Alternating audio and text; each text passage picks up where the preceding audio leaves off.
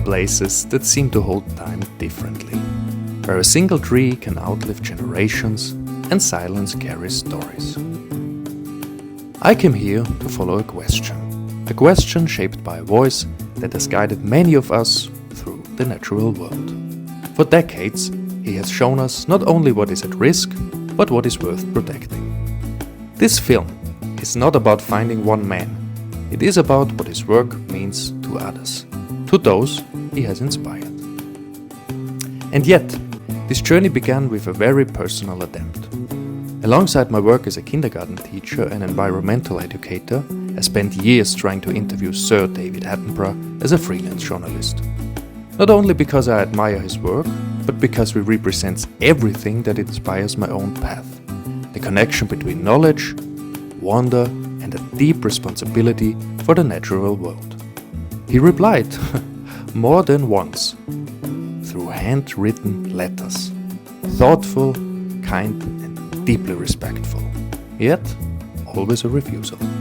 And still, what a gesture! To receive handwritten letters from someone of his stature, his influence, there is a rare kind of respect in that. And perhaps it tells us as much about him as his documentaries tell us about nature. At some point, I realized that even a no can point you in a new direction. So I changed my mission. If I cannot speak with him, I will speak with people about him. So I came here to London to capture voices about Sir David Attenborough and to film the wonderful nature of Richmond Park. Behind me, you see a very special tree. It's a 700-year-old oak, and it's the favorite tree of Sir David Attenborough. What a wonderful feeling it is to stand beside this 700-year-old living being and simply observe it over the course of several days. And what wonderful conversations have unfolded around this tree in and around Richmond Park, as well as here in Vienna, where I live. This film is not about facts. Major productions like those of the BBC tell those stories beautifully. But here, I'm searching for something else, a deeper connection, new perspectives, personal encounters that have never been shared before. Until now. In a fast-moving world, I choose to slow down, to be present, to listen. What is it that truly defines Sir David Attenborough? My first conversation brings me to Dr. Katrin Voland, a German biologist and Director General of the National History Museum Vienna since 2020. A central focus of her work is science communication, so I wanted to understand what makes David Attenborough's approach to science communication so distinctive. Also ist ja auch jemand, der Filme macht. Das ist natürlich ein Medium, was Menschen anspricht. Also wir machen sehr viel über die Augen auch, was wir wahrnehmen, was wir behalten, was Bilder im Kopf erzeugt. Und dann ist er ja auch eine Person, die selber mit Begeisterung dabei ist und eben auch die Schönheit und die Vielfalt von Natur zeigt. Und ich glaube, das ist eine Sache, die ganz, ganz wichtig ist. Also nicht nur die Bedrohung zu zeigen, sondern auch zu zeigen, worum es eigentlich geht, wenn man sich für Natur einsetzt. Und das hat er ja mit großartigen Bildern gemacht und auch mit dem ist es, man ihm abnimmt, dass er sich das zu eigen gemacht hat. Offenbar ist es so, dass Menschen auch gerne, wie ich sagen, so Helden haben oder auch Personen haben, Figuren haben, mit denen sie sich identifizieren und die aber auch ein bisschen Vorbilder sind. Und dadurch, dass er einfach auch schon sehr, sehr lange dabei ist und auch mit dem Fernsehen groß geworden ist, ist er sicherlich so eine Person. Das heißt, er ist ja auch groß geworden, wo man noch in die Welt rausgegangen ist. Also er ist geboren, da war es noch nicht normal, durch die Gegend zu fahren und Auslandsjahre sonst wo zu verbringen. Das heißt, Menschen sind ja auch mit ihm mobiler geworden, haben andere Teile der Welt kennengelernt. Speaking of other parts of the world, my search for the influence of David Attenborough's life and work brings me to Richmond Park twice. He lives nearby for over 70 years and, in one of his recent programs, Wild London, describes it as a refuge and source of inspiration. There, I speak with three remarkable people. Monique Sarkany, a scientist who leads the Discoverers program for children in Richmond Park. Nigel Jackman, chair of the Richmond Park Bird and Wildlife Group, and David Shreve, who co-founded the Conservation Foundation London in 1982 together with the botanist and television presenter David Bellamy. Yes, quite a few Davids. Well, interestingly, I've been thinking back, and you know, I was still at school. I mean, I may look a bit old, or very old, but I used to, on a Friday night, go home from school and watch his programmes, albeit on a black and white television, very small screen. And it may have been a bit blurry in those days because they used a wind-up camera, I gather. And there was one particular programme that David Attenborough did, which was David Attenborough Finds a Dragon.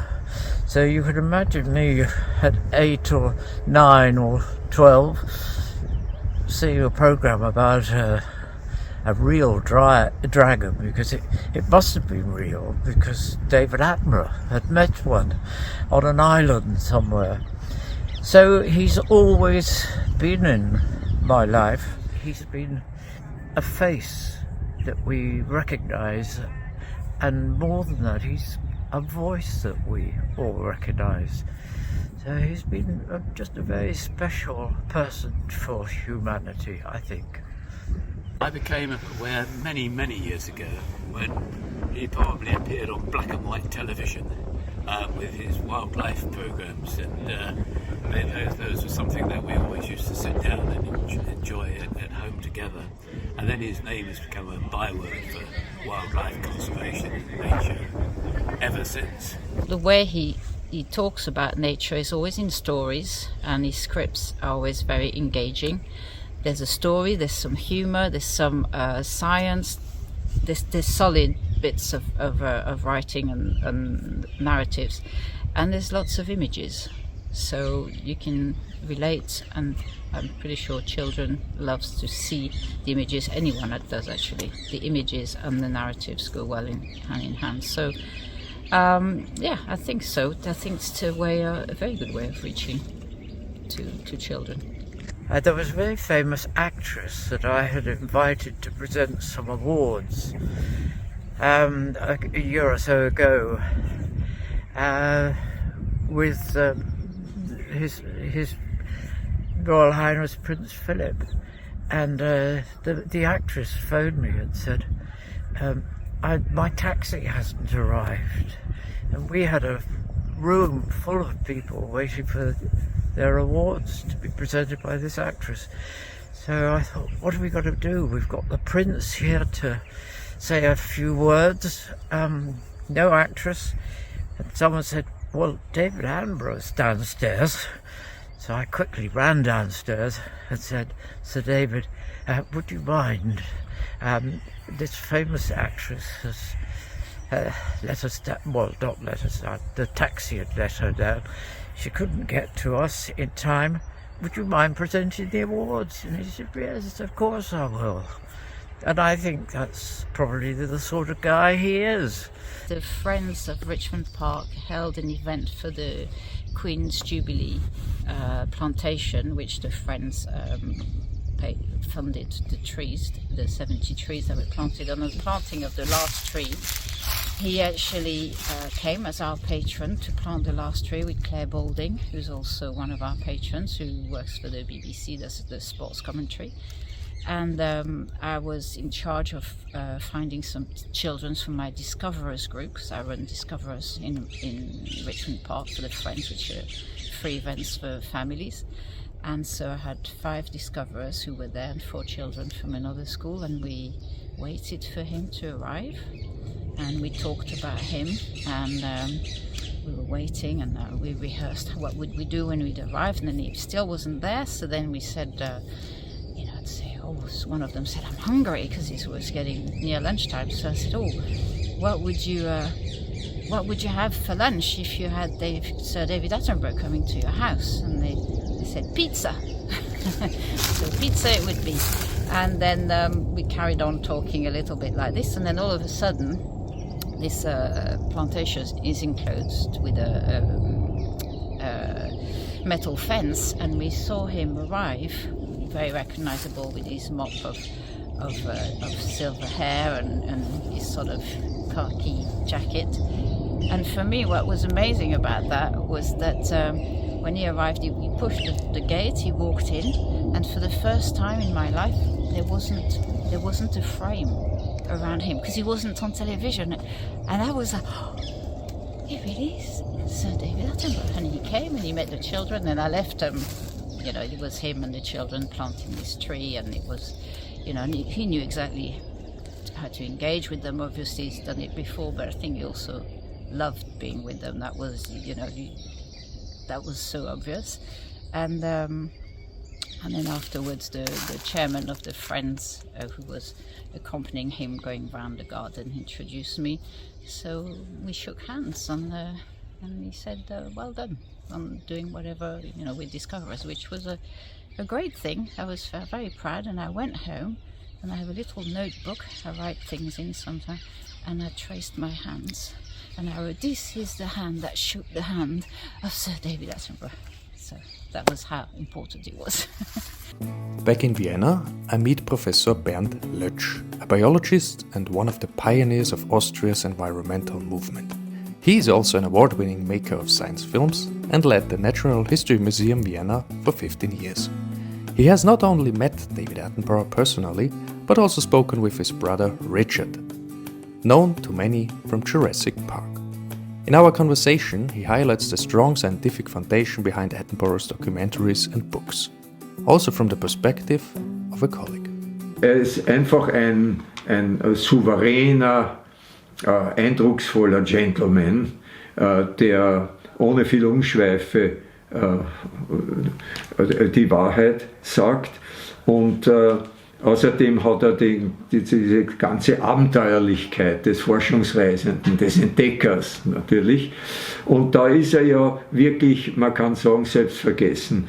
Das hat ja sein Bruder so nett bei einer Tagung in Wien und im Burgenland. Und wenn man ihn gefragt hat über die filmischen Ambitionen von David, dann hat er gesagt, ja, das ist total hingegeben an, was der alles tut, um eine gute Aufnahme von einem scheuen Wildtier zu ergattern für seine Sendungen.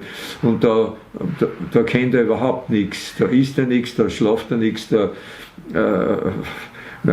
ja, und dann vor lauter Selbstvergessenheit ist halt dann gewitzelt worden, und dann hat er gesagt, well, he doesn't smell. So weit geht die Selbstvernachlässigung nicht. Ich war mit ihm auch zu einer kurzen Tour im Nationalpark Neusiedler See und hatte Komplexe, weil was kann jemanden, der das gesehen hat, was er bisher gesehen hat, schon an einer Seesteppe, an einer leicht salzigen mit ein paar ursprünglichen Nutztierrassen und einem wogenden Schilfgürtel, ja, und einem tollen Wasservogelleben, aber was kann er da schon dran finden? Und auch vielleicht die pannonische Stimmung, und da war ich dann in der Lage, mich plötzlich entschuldigen zu müssen, dass jetzt plötzlich so viel landschaftliche Verfremdung durch diese hohen Windtürme entsteht. Und da hat er mich eher getröstet und beruhigt und gesagt, schau, in Holland gehören die Windmühlen mittlerweile zum Kulturbild, und es gibt kaum ein Porzellanservice, das man dort kaufen kann, das nicht die aufgemalten Windflügel hat. Aber man sieht, dass er ein Mensch ist, der versucht, vernünftige Wege in die Zukunft, wenn sie ökologisch tragbar sind, auch zu verteidigen. Nicht? Er hat mir ursprünglich als abenteuernder Filmbiologe imponiert, und jetzt muss ich sagen, seine Strahlkraft ist durch dieses Buch Life on Our Planet. Damit meint er ja seine Lebensspanne. Was sich in seiner Lebensspanne eigentlich alles ergeben hat. Dieses Buch ist praktisch Munition. Das munitioniert jeden global denkenden Ökologen. Und ich unterrichte ja selber Humanökologie und ich habe bei einigen Dingen, war ich wirklich erschrocken, die ich in dem neuen Buch, relativ neuen Buch, A Life on Our Planet, gefunden habe, dass eben zum Beispiel Deutschland 3/4 seiner Insektenbiomasse verloren hat. Wenn man weiß, welche ökologische Funktion als Futtertiere, aber auch als Killer von Schadinsekten die Insekten selbst haben, dann muss man sagen, das ist Alarmstufe 1. Das erklärt ja auch das Vogelsterben, nicht? Und auch natürlich einen Teil des Amphibien- und Reptiliensterbens. Das sind alles Fakten, die bei jemandem, der seinen Hals so weit und seinen Kopf so weit beim Fenster raushängt wie ein Fernsehpräsentator, der muss das einfach absichern, was er erzählt, weil er ja so und so viel Lobis auf die Hühneraugen steigt. Ne? Und daher ist es meines Erachtens eine Pflichtlektüre und eine Pflichtsendung für einen Großteil der Jugend und natürlich auch der motivierten Erwachsenen. Und es ist natürlich in dem Fall besonders günstig, dass er den unterkühlten Briten spielt, was er sicher nicht in jeder Hinsicht ist, weil er hat ja ein Herz für die ganze Sache, er glüht für die ganze Sache, aber er hat diese gewisse britische Kühle, die ihn noch glaubwürdiger macht. Aber jedenfalls ist für uns der David Attenborough der glaubwürdigste Advokat der Wissenschaftsvermittlung in ökologischen Fragen. Er ist nun einmal eine Weltautorität geworden. Und die wird man ja auch nur, wenn man es schafft, so unbequeme Wahrheiten so rüberzubringen, dass sie auch unangefochten bleiben müssen. Hans, you started it all, David Attenborough said in a speech in 2007 addressing Hans Hass. Lotte and Hans Hass are legends in landlocked Austria, yet deeply connected to the world's oceans. The Austrian zoologist and marine researcher is regarded as a pioneer of underwater filmmaking and also worked with David Attenborough. According to Hass' daughter, what connects the two is a shared love of nature and a unique ability to make visible what would otherwise remain hidden. I meet Meta Hass, the daughter of the late marine researchers, to speak with her about a very special letter and to gain a deeper understanding of the connection between her father and Sir David Attenborough. Nein, das war mir eigentlich tatsächlich erst bewusst, wie mein Vater gestorben ist und David Attenborough meiner Mutter einen Beileidsbrief geschrieben hat, in dem er unendlich liebevoll und anerkennend über meinen Vater gesprochen hat und ihm einfach sehr viel Respekt gezollt hat und dass er eigentlich sozusagen in diese ganzen die Geschichtsbücher der Naturfilme, da sollte mein Vater also unbedingt als Pionier eingehen. Die Mama hat wirklich eine Vielzahl an Briefen gekriegt und ich so, wow, David Attenborough. Es zeigt mir einfach, dass er meinen Vater wirklich geschätzt hat, dass er hat scheinbar beide Eltern kennengelernt, weil er eben die Mama auch so angesprochen hat, als ob sie sich kennen würden. Und das, was es über ihn aussagt, ist, dass er meines Erachtens genau das wertgeschätzt hat, was meinen Vater ausgemacht hat. Und die Leidenschaft, mit der mein Vater eigentlich die Natur und einfach das Leben porträtiert hat, da war er möglicherweise ein Seelenverwandter. From the generation that shaped David Attenborough to the generation shaped by him. I follow wildlife biologist and conservation technologist Robin Sanford through the National Park Donau. As a child, he was already inspired by Attenborough's voice and the way he brings nature to the screen. And it led him to travel to the very places he first discovered through those films. Along the water, surrounded by frogs and birdsong, I ask him why David Attenborough continues to influence scientists of his generation.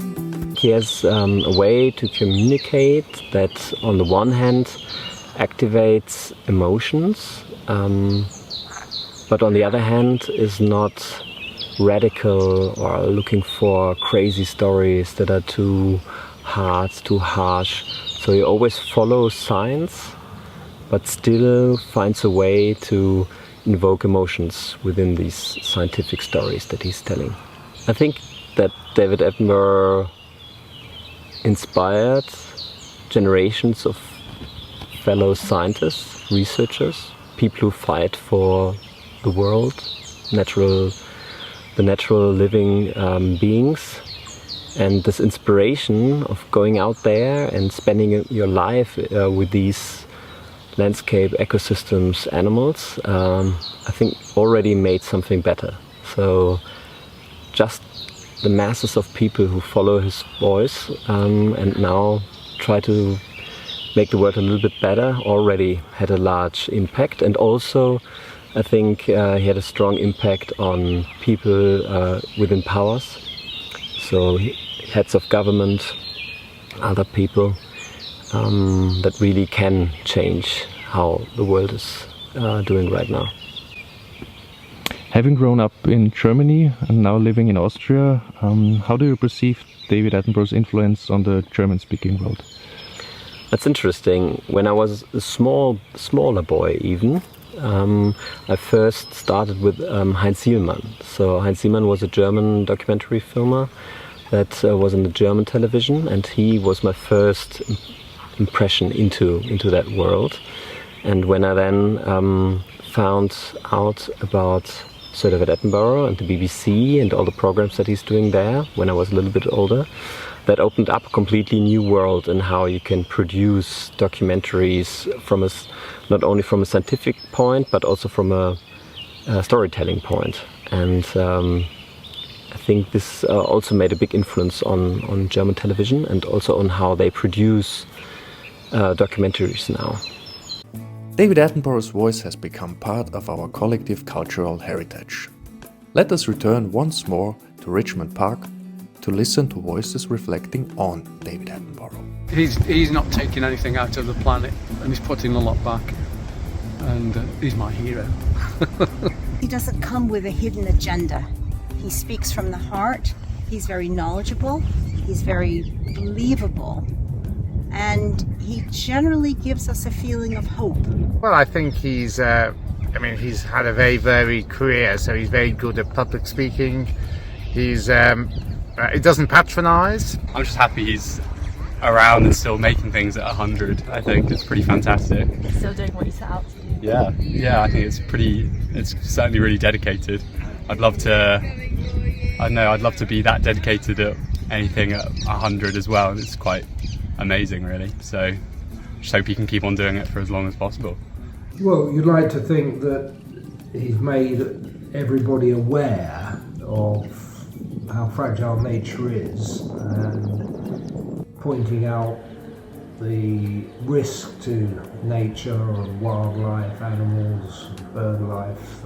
I was in Richmond Park and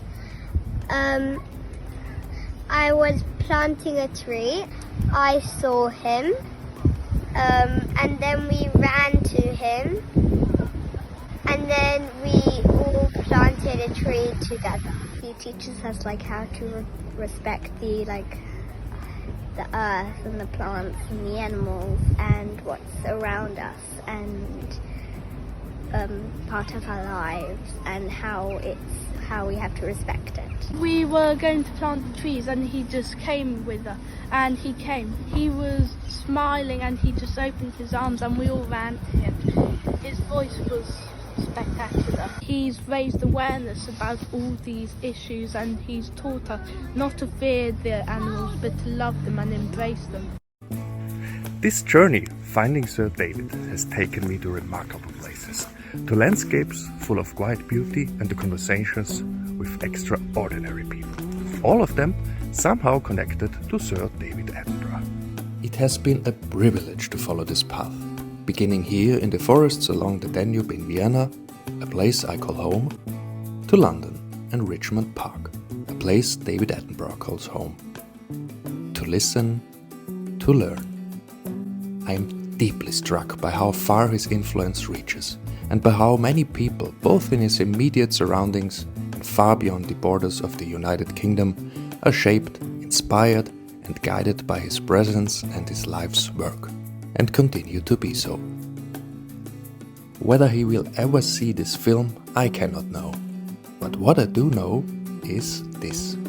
Sir David Attenborough, I wish you a wonderful 100th birthday. May you remain healthy, full of spirit, and able to continue the work you love and the work we love so much.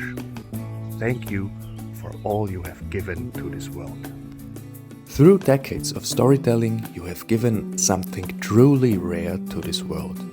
You have shown us the beauty of our planet and reminded us again and again that it is our responsibility to protect it. And now, let us listen once more to the voices of Finding Sir David, their thoughts, their wishes, and what they would like to share with him and with us on this remarkable 100th birthday. I would like to thank him as a wildlife biologist, growing up and being inspired by him, for raising his voice, and also encouraging us to raise our voices for the living organisms in our world, for our ecosystems, and that he did so in such a nice, emotional way that everyone in the end is not depressed but feels hope and that it's worth doing something.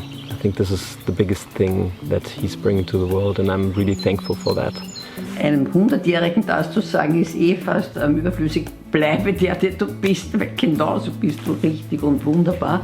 Aber mein Wunsch wäre eigentlich der, dass Menschen wie er auch in Zukunft noch so viel Aufmerksamkeit wie er gehabt hat, aber vielleicht sogar noch mehr bekommen, weil sie einfach wirklich wichtige Mahner sind meines Erachtens, um diese Welt irgendwie zu erhalten. Ich würde mich freuen, wenn der David Attenborough eine oft zitierte und oft abgebildete Ikone des frühen Naturschutzes, in dem Fall von dem weltoffenen England ausgehend,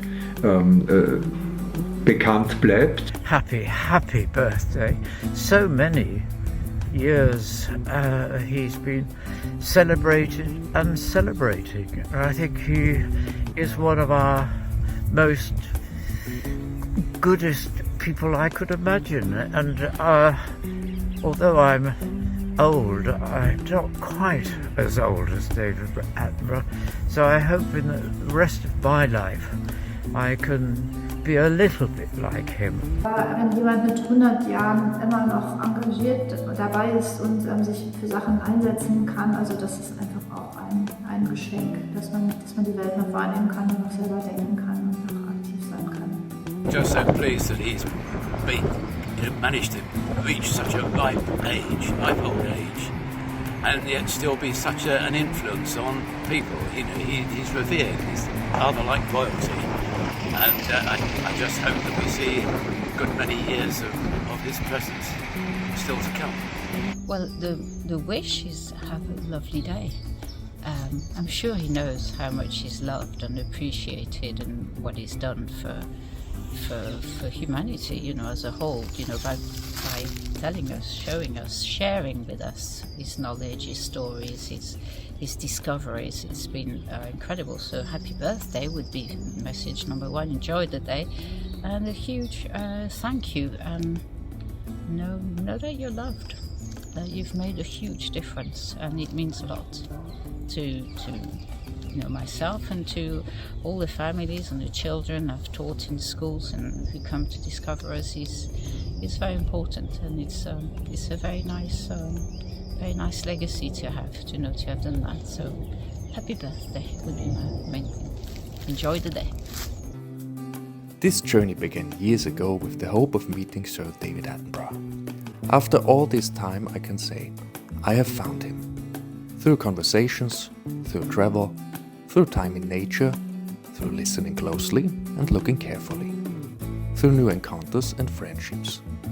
And perhaps, for me, that is where his true legacy lives on.